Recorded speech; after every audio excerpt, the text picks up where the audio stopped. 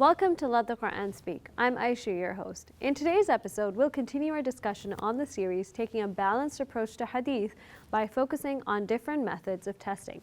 How exactly do our scholars determine whether a Hadith comes from a valid source dating back to the Prophet, peace be upon him? Let's sit down with Dr. Shabir Ally to get his insight. Welcome to the show, Dr. Shabir. Pleasure to be on. So let's do a quick recap of the different type of Hadith that exist out there.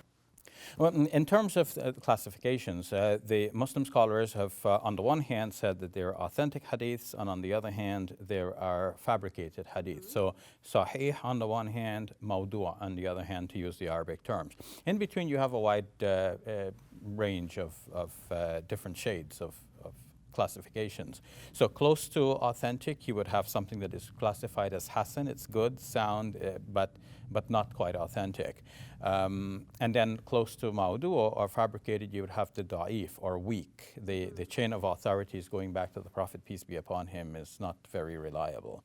And then there are other kinds of classifications. Sometimes a hadith is said to be a maqlub, that it is overturned, either with regards to its text or its chain of narrators. So each hadith has a text, meaning the content, or what it intends to teach.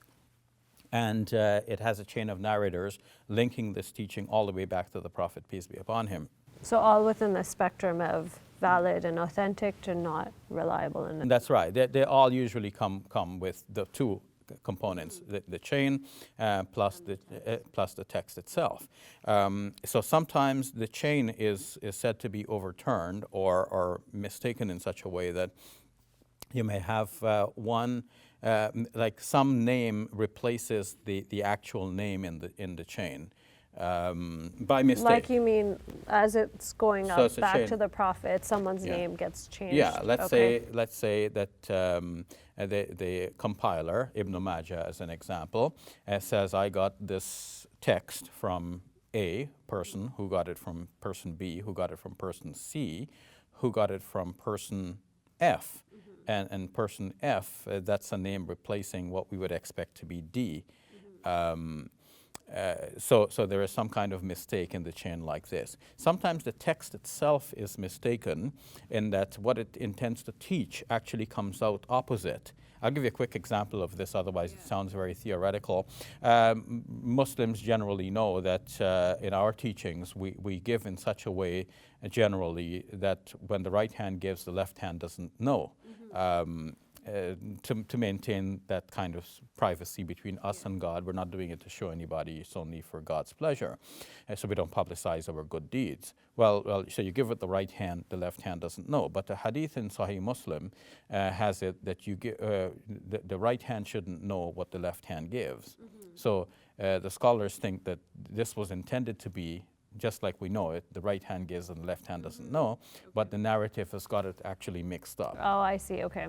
So a bit of confusion there. So you have this kind of confusion occurring. So how do you test the chains of narrators? Like, is there a science behind that? How do scholars approach the subject? Yeah, so what scholars did eventually was to compile biographies of narrators, almost like dictionaries. You go to the dictionary, you look up a person's name by alphabetical order, and then you will find some details about this person. The scholars within that field of testing hadith started gathering the information, and now it reached these compilations. So we can find that this person was said to be honest and trustworthy by such and such individuals, or he has been criticized by such and such individuals.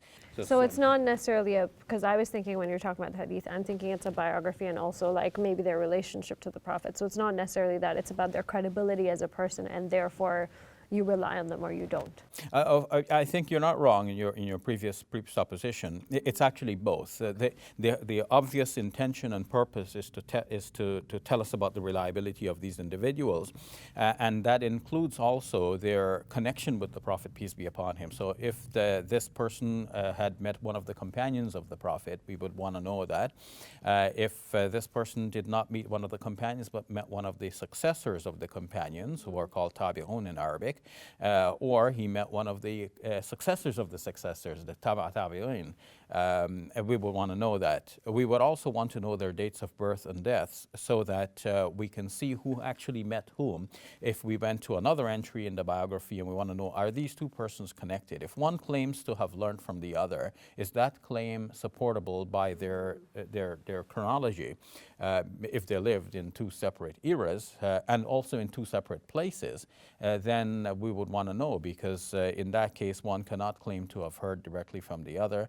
There's been some mistake in somebody making that claim. How do you test, so that's the narrators, how do you test the context? The text of the hadith and its teaching can be tested against a number of different criteria. One, does it accord with what the Quran itself teaches? Two, does it accord with what other hadiths teach? Because it could be that this one hadith is an isolated type of report. It does not really gel with the rest of the teachings.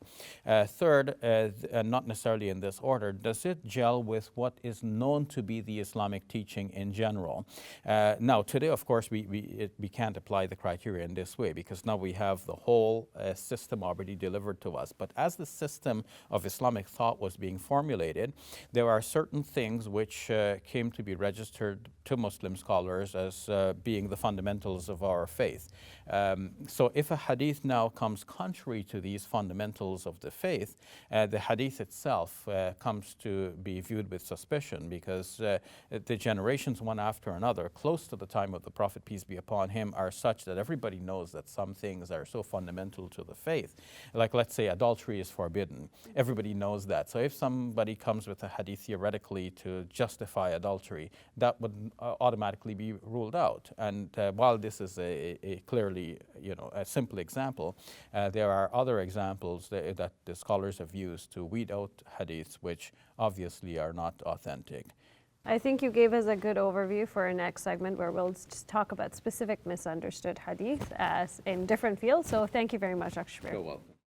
Hey YouTube, we hope you benefited from this video. If you liked it, or if you didn't, let us know in the comments below. And if you're interested in learning more, check out some of our other videos. And don't forget to subscribe so you can get new videos every Monday, Wednesday, and Friday.